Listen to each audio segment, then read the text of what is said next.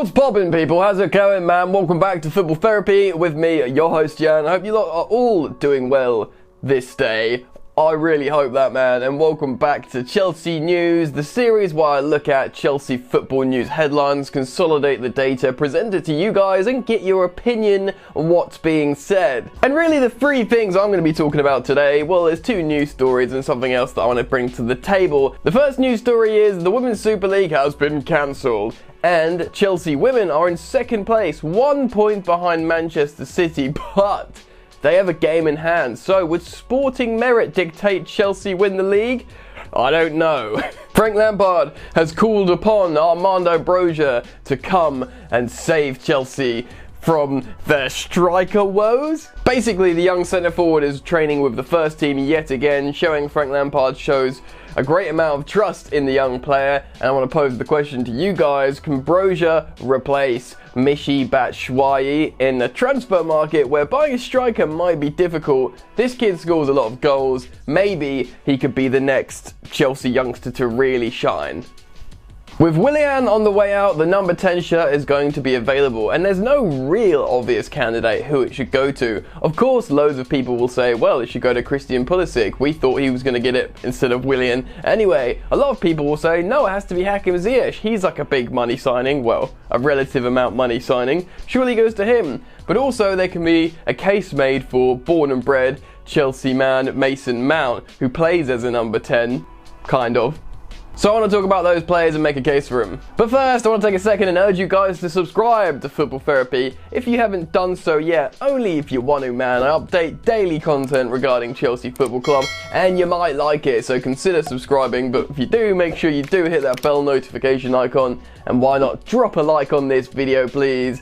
Alright then, let's get into it. I don't know what's going to be happening with it, so let's quickly talk about the Women's Super League. Chelsea are a dominant force in women's football, and the table would dictate the same this season. They're 1 point behind Manchester City in second, and they have a game in hand. With how Chelsea are playing this season, a lot of people tipped them to win the title. So the recent news that the Women's Super League has been cancelled, finito, has put the authorities in a precarious situation. If the league is to be decided on some form of sporting merit, then surely they have to give Emma Hayes' women the edge and give the title to Chelsea Football Club. It's going to be a delicate situation, and of course it's important to Chelsea Football Club as an institution, but to be honest, it can show parallels into other, parts of football, maybe even the men's game, with how the FA are going to deal with it. One to keep an eye on. We'll see the developments there. Hopefully Chelsea win the league, and that'll be interesting to see their method of thinking and how that reflects on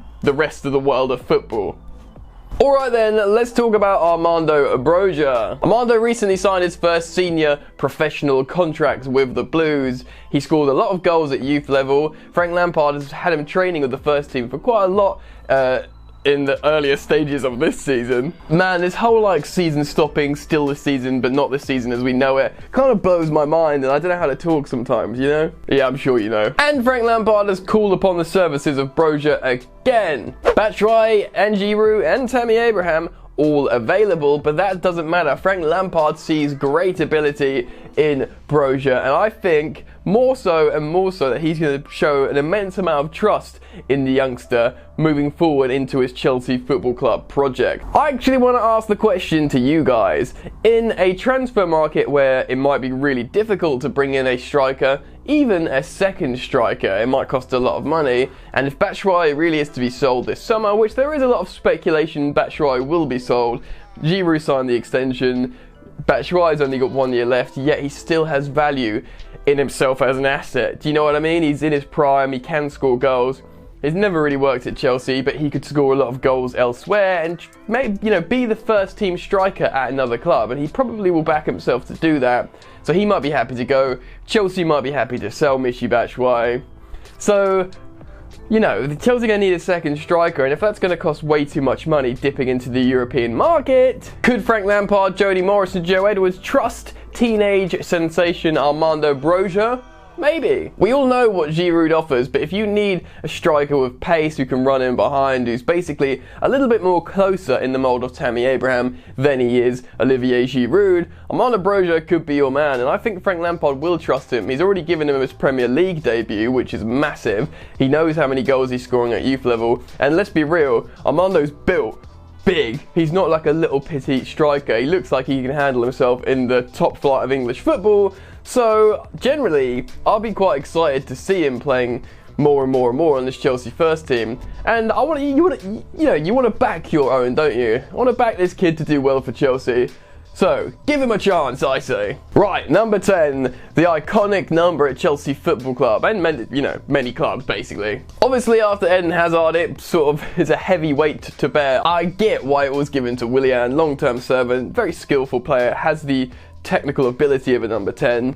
Frustrated people a little bit because they wanted it to go to more of a long-term holder of the shirt, but it does look like Willian is going to be gone this summer, so the number 10 shirt is going to be available. And like I've explained at the top of the video, want to make a case for who I think are the three most plausible candidates. Basically, Christian Pulisic, Hakim Ziyech and Mason Mount. Let's start with Hakim Ziyech. Obviously, he's more of a senior player, 27 years old, and he could definitely wear the number 10 in terms of the type of player he is. He's going to play between the lines, he's a creative player, he is a cam, so all those things immediately suit number 10. He's going to be relatively marketable as well, because he's Ajax's best player coming to Chelsea in his prime. Granted, he's not a £100 million signing. I think he's 32 million, which is an absolute bargain if you consider what player you're getting. So off the bat, if there wasn't any other sort of main contenders, it would be an absolute easy decision to give Hakim Ziyech the number 10 at Chelsea. And you know what? He might end up getting it. The next is Christian Pulisic. A young player like Mason Mount is, but I think Mason Mount might have a different edge on Pulisic because he's been at Chelsea his whole life, where Pulisic's literally just been dropped into Chelsea as a young player, so it might be a heavy burden to just come and wear the 10 when you don't know that much about the club. But he is number 10, he wears the number 10 for USA, that's a heavyweight. He is that kind of attacking player, very exciting, he's a dribbler. He's kind of like Eden Hazard in many ways, so there would be a sort of continuity there of it going to, I know Willian in between, but they're all dribblers, Hazard, Willian, Pulisic. It could make sense, and I don't think anyone would really be surprised if Captain America takes the number 10 shirt for Chelsea Football Club, you see? Now, a lot of people might say, right, so Pulisic and Ziyech, they're the two obvious candidates for the number 10, and you'd probably be right. But I want to add Mason Mount into this because although he's been playing as a number 8 a lot, he generally is a cam, he's a number 10 generally, that's what he's done a lot of his work.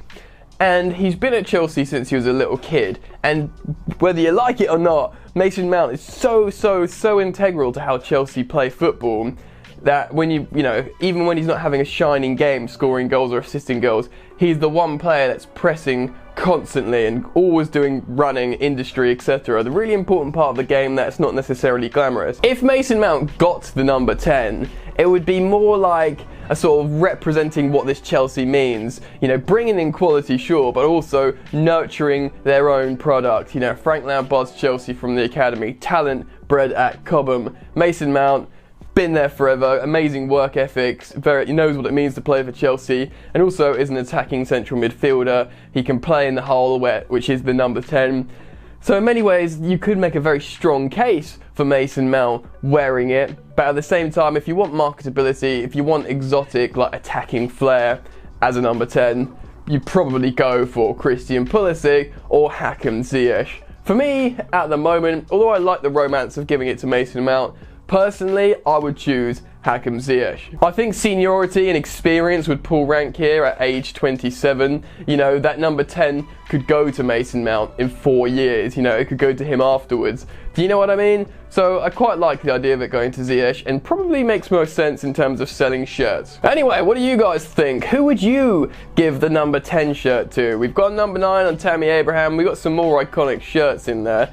Would you give it to Pulisic, Ziyech? Do you understand me making a case for Mason Mount? I would say someone like Ruben Loftus-Cheek, who I absolutely love, but in terms of positional, he plays even deeper than Mason Mount. It just doesn't really suit the number 10 number, like stylistically. Do you know what I mean? It's like, he's not a DM, but he's very much a deep central midfielder. I know you could look at Modric, who wears number 10. He plays very deep, I guess. But I don't know, it would just seem weird giving it to Ruben Loftus-Cheek. I kind of like his number 12 as well. Anyway, let me know your thoughts and opinions on this. I also want to hear your thoughts on Armando Broja. Do you think he can replace Michy Batshuayi and we might be okay with him, Giroud and Tammy Abraham next season? Let me know. And feel free to comment on the Women's Super League. Do you think Chelsea are going to be given the title? Do you think there'll be any parallels drawn to men's football? Let me know. If you have enjoyed today's content, guys, I would urge you to like this video. That helps me out a lot. And why not subscribe if you've not yet done so yet? Join the party, man. Jump aboard the hype train and all that, whatever hyperbole I could say. Feel free to follow me on social media at Football Yannick on both Instagram and Twitter. That's it from me, you lot. Enjoy the football that's maybe happening soon, and I will see you later. You ain't so tough with that bad boy talk. I'ma get it how I'm living, I'ma walk the walk. Outline my lines, I rap through thought. Body bag the verse, outlined in chalk. In my life seen trouble, hustle on the double. Silence on the trigger like my pick got a muzzle. Yo, chick like to guzzle, bad boy stay in trouble. I only love this paper, sorry I don't. I laugh me, baby.